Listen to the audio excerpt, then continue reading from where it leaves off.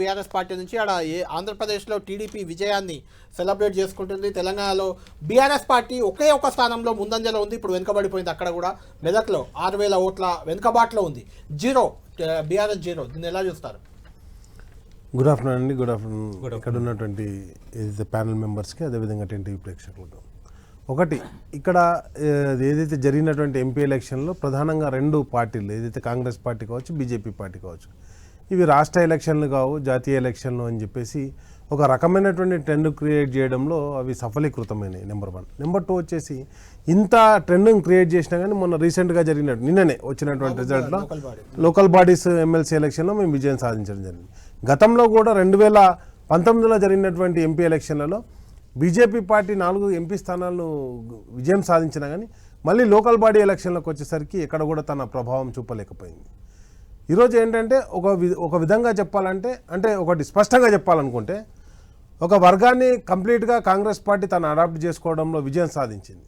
ఆ వర్గం వచ్చేసి ఆల్రెడీ మాకు పైనుంచి ఇన్స్ట్రక్షన్స్ వచ్చాయి. మేమందరం కూడా ఈసారి కాంగ్రెస్ పార్టీకి ఓటేస్తున్నామని డైరెక్ట్గా బహిరంగంగా డిక్లేర్ చేయడం ద్వారా ఇక్కడ ఉన్నటువంటి మెజారిటీ వర్గాలు, మేము అన్ని వర్గాలతో ఉన్నాం. ఆ వర్గం మీకు అవుట్రైట్ గా ఉంది. అప్పుడు ఎప్పుడూ లేదండి. ఏ వర్గం కూడా మాకు ఏ వర్గం కాదు, మేము అన్ని వర్గాల్ని కలుపుకొని ముందడిపోయినాం.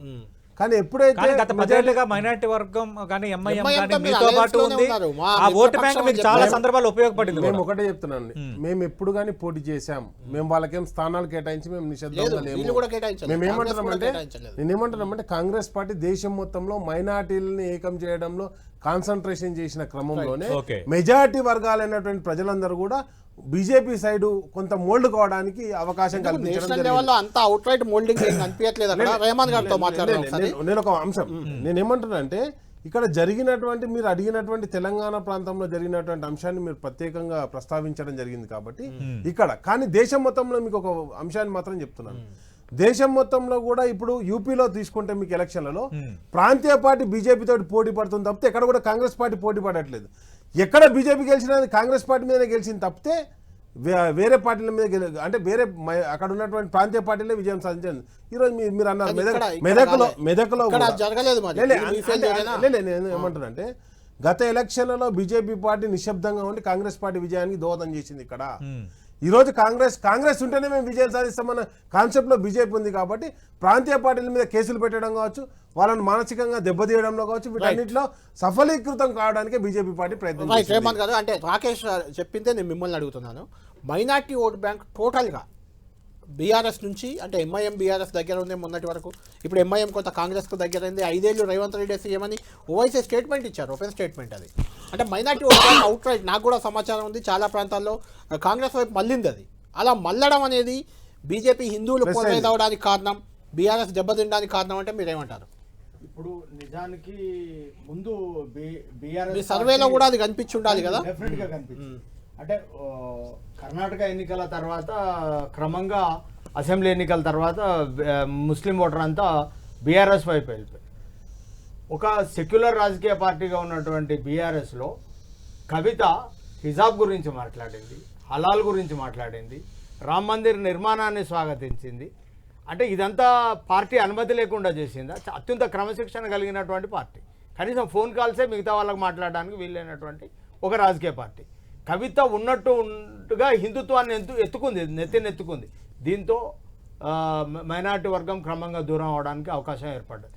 రెండోది, దానికంటే ఇంట్రెస్టింగ్ గా బీజేపీ బీఆర్ఎస్ ఒక్కటే అనేది ఆ ప్రభావం లేదా మైనార్టీ దూరం కావడంలో? ఖమ్మం సభలో రాహుల్ గాంధీ చాలా స్పష్టంగా ఇది బీ టీం బీజేపీకి అనేటువంటి ప్రచారం చెప్పారు. అది చాలా బలంగా పోయినట్టుగా కనపడింది. అంతకుముందు మైనార్టీలకు 12% రిజర్వేషన్ ఇస్తామని చెప్పినటువంటి బీఆర్ఎస్ ఆ వాగ్దానం మీద నిలబడలేదు. తమిళనాడు తరహాలో మేము రిజర్వేషన్ను మారుస్తాం, మేము అవసరమైతే నేను నిరాహార దీక్ష కూడా కూర్చుంటానని చెప్పి కేసీఆర్ ప్రకటించాను. ఆ వాగ్దానం మీద కూడా నిలబడలే. బడ్జెట్ లెక్కల్లో ఎక్కువగా కేటాయించినట్టుగా చూపెట్టినప్పటికీ గ్రౌండ్ లెవెల్కి వచ్చే వరకు అదేమీ రాలే. అంటే మైనార్టీల నుంచి మహమూద్ అలీ గారిని ప్రొజెక్ట్ చేసినా ఆయనకు ఎక్కువ అధికారాలు లేవు, కనీసం ఒక కానిస్టేబుల్ని కూడా ట్రాన్స్ఫర్ చేయలేదు. తెలియదు ఏం లేదు. అంటే ఎంఐఎం మైనార్టీ ఒకటే అని అనకపోయినా ఎంఐఎం ఎవరి అధికారం వైపు ఉంటే వాళ్ళతో ఉండడం అనేది సర్వసాధారణంగా జరుగుతుంది. అంటే ఎంఐఎం గత అసెంబ్లీ ఎన్నికల్లో బీఆర్ఎస్ తో ఉంది, కానీ రూరల్ ఓటర్ ఎంఐఎం తో లేడు. అదే ఓన్లీ జిహెచ్ఎంసీ అంటారా లేకపోతే హైదరాబాద్ అర్బన్ వరకే ఓకే. ప్రభావం చూపేటువంటి మీరు పార్టీ అన్నట్టుగా అప్పటికే MIM. కాంగ్రెస్ వైపు టర్న్ అయ్యారు మైనార్టీ టర్న్ అయ్యారు. ఒక మాట చెప్తాను. ఇప్పుడు అన్న దాంతో మేము విభేదించేది ఎక్కడంటే దేశం మొత్తంలో కేసీఆర్ గారు పోరాటం చేసినట్టుగా బీజేపీ పార్టీ మీద, అదేవిధంగా ప్రధానికి ప్రోటోకాల్ విషయంలో కావచ్చు, లేకపోతే ఏ విషయంగా బహిర్గతంగా ఛాలెంజ్ చేసినటువంటి వాడు కేసీఆర్ గారు ఆ రోజు ముఖ్యమంత్రిగా ఉండి. కానీ వీళ్ళు చెప్పేటి అనేటువంటి ఏదైతే చెప్తున్నారో, ఒకటి మెజారిటీ వర్గాన్ని రెచ్చగొట్టడంలో ప్రధాన విమర్శ ఏంటంటే మాటల్లో పోరాటం కనిపించింది కానీ చేతల్లో ఎక్కడ అంటే కనిపించలేదు. ఇప్పుడు మేము అరెస్ట్ అలా అయ్యి రైతులు కవితకు రైతులు లోపల ఆందోళన ఉన్న- చేస్తుంటే నిలబడండి. ఢిల్లీలో ఓకే. వ్యవసాయ నిలబడండి. చట్టాలు ఎవరు నిలబడి వాళ్ళెంబడి? రైతులు వాళ్ళెంబడి నిలబడేది ఎవరు? ఓకే. వాళ్ళెంబడి నిలబడేది ఎవరండి? ఓకే. మేమేమంటున్నామంటే ఈ రోజు ఇంకోటి, రైతుల పక్షాన్ని నిలబడేది ఎవరు? 370 నేనేమంటున్నానంటే 370 ఆర్టికల్ కూడా ప్రతి- పార్లమెంట్ లో బీఆర్ఎస్ మద్దతు కాదు, ఇచ్చింది. కాదు, ఓకే. భారతదేశానికి మద్దతు సంబంధించి 370 అనేది ముస్లింలకు సంబంధించింది రైట్, రైట్, రైట్. రాకేష్ గారు, రాకేష్ గారు, రాకేష్ గారు, ఒక నిమిషం. 370 ఆర్టికల్ ముస్లింలకు సంబంధించిందా? మీ స్టాండ్ కాదండి. BJP వైపు ఉంది మేము ఒకటే BRS చెప్తున్నాం. వైపు వెళ్ళిపోయింది. లే, కాదండి, నేనేమంటా అంటే మీరు ఆరోపణలు చేయడానికి ఎన్నైనా 100 ఆరోపణ ఆరోపణలు కాదు, చేయొచ్చు. అది అరే వాస్తవం. మేము పోరాటం చేసిందేమో పక్కన పెడతారు. రైట్, మీరు రైట్, ఆరోపణ రైట్. రాకేష్ గారు, రాకేష్ గారు. చేసినప్పుడు మీరు కాంగ్రెస్ రాకేష్ పక్షాన్ని గారు, తీసుకునే రాకేష్ గారు, సమస్య రాకేష్ గారు, లేదు ఒక్క కదా. నిమిషం. మీరేమో పోరాటం చేశారంటున్నారు. ఒక్కసారిగా అటు ఎమ్మెల్యేలు కొనుగోలు అంశము, కవిత వ్యవహారం ఇవన్నీ వచ్చిన తర్వాత కొద్ది రోజులు భారతీయ జనతా పార్టీ అంటే ఒంటి కాలిపేలేచే బీఆర్ఎస్ ఒక్కసారిగా సైలెంట్ అయిపోయింది. కాంగ్రెస్ పార్టీ చెప్పిన బీఆర్ఎస్ బీజేపీ ఒక్కటే అన్న అంశం కూడా మన ఎన్నికల్లో, అసెంబ్లీ ఎన్నికల్లో కాంగ్రెస్ పార్టీ విజయానికి ఒక కీలక ఫ్యాక్టర్ అయింది. అంటే ప్రజలు కూడా విశ్వసించే స్థాయిలోనే మీ వ్యవహారం లేదంటారా? ఒకటి చెప్తున్నానండి, అది తీసుకపోవడం అది అనుమానం కలిగించేది లే, కదా? కాదు. ఇప్పుడు నేనేమంటున్నా, తీసుకపోవడంలో కాంగ్రెస్ సఫలీకృతమైందని చెప్పాను. అదే క్రమంలో ఈ రోజు ఇప్పుడు స్పష్టంగా చెప్పడం జరిగింది. ఏమని చెప్పడం జరిగింది? మెజారిటీ వర్గ ప్రజలను ఇప్పుడు మేము ఆల్రెడీ డిసిషన్ తీసుకున్నామని చెప్పేసి డిక్లేర్ చేసినప్పుడు కొంత ఇంపాక్ట్ పడింది అని చెప్పి చెప్తున్నాను. కానీ అదే క్రమంలో ఈ రోజు అన్ని పార్టీలు, సెక్యులర్ పార్టీలు అన్ని కూడా ఆలోచించుకోవాల్సిన పరిస్థితికి మాత్రం నెట్టివేయబడ్డారు. విఠల్ గారు, ఇప్పుడు కాంగ్రెస్ బీఆర్ఎస్ బీజేపీ బీఆర్ఎస్ ఒక్కటే అని కాంగ్రెస్ తీసుకెళ్లిన ప్రచారం ఏదైతే ఉందో అది బీఆర్ఎస్ దెబ్బతీసింది. అసెంబ్లీ ఎన్నికల్లో మిమ్మల్ని కూడా దెబ్బతీసింది ఆఫ్ కోర్స్.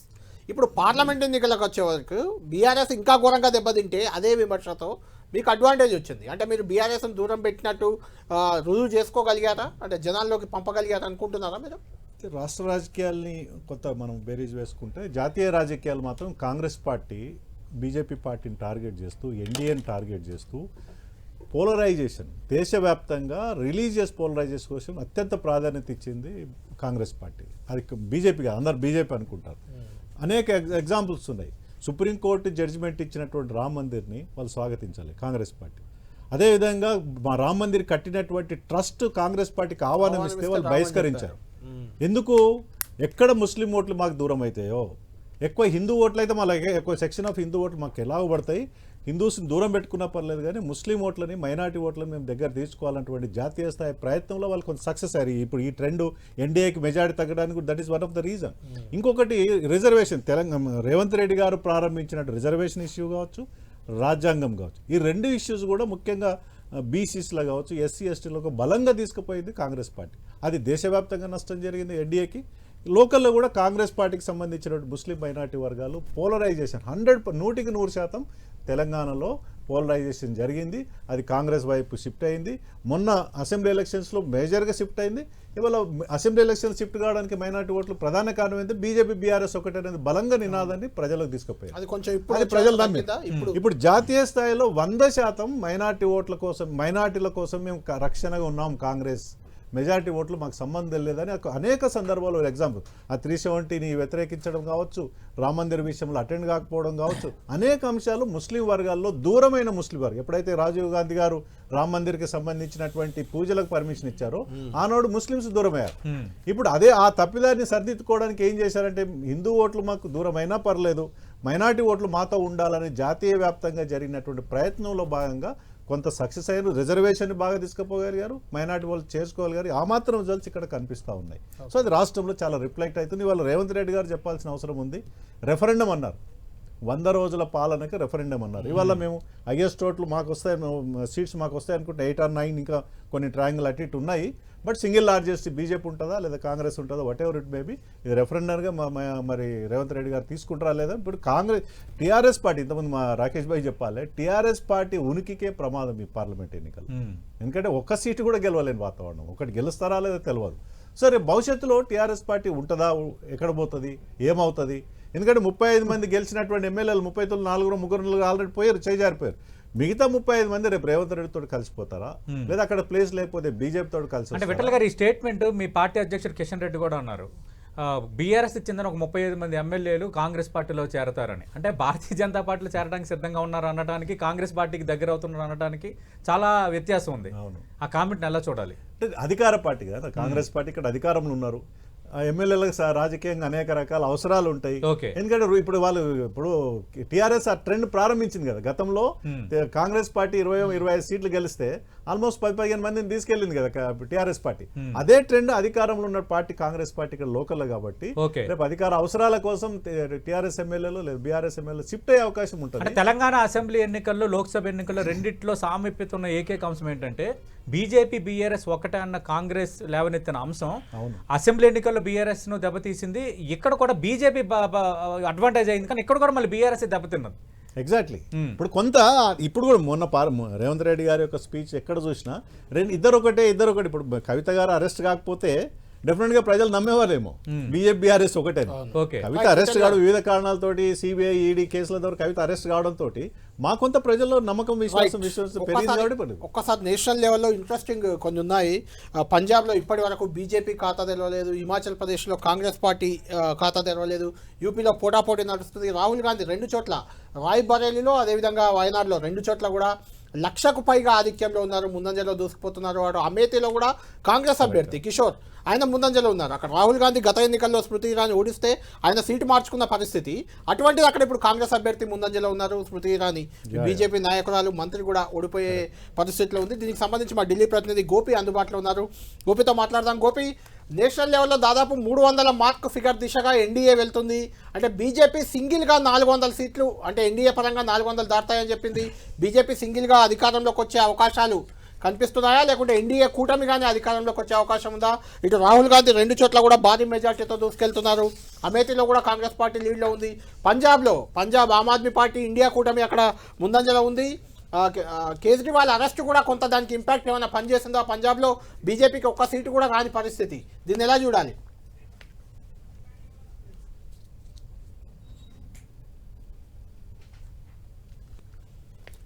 గోపి, ఇండియా కూటమికి మెరుగైన ఫలితాలు వచ్చాయి, కానీ కొన్ని ప్రాంతాల్లో మాత్రం ఇటు వివిధ పార్టీల మధ్య ఉన్న ముఖ్యంగా అంతర్గత తగాదాలు కానీ, విభేదాలు కానీ కొంత ఫలితాలను అంతగా మెరుగ్గా కనబరుచుకునే పరిస్థితి అయితే ప్రస్తుతం కనిపిస్తోంది. పంజాబ్ లో ఇదే తరహా వాతావరణం కనిపిస్తున్న పరిస్థితి ఉంది. పూర్తిగా ఈ లోక్సభ ఎన్నికలకు సంబంధించి ఈ ఆమ్ ఆద్మీ పార్టీకి సంబంధించి ఢిల్లీ అలాగే పంజాబ్ ఈ 2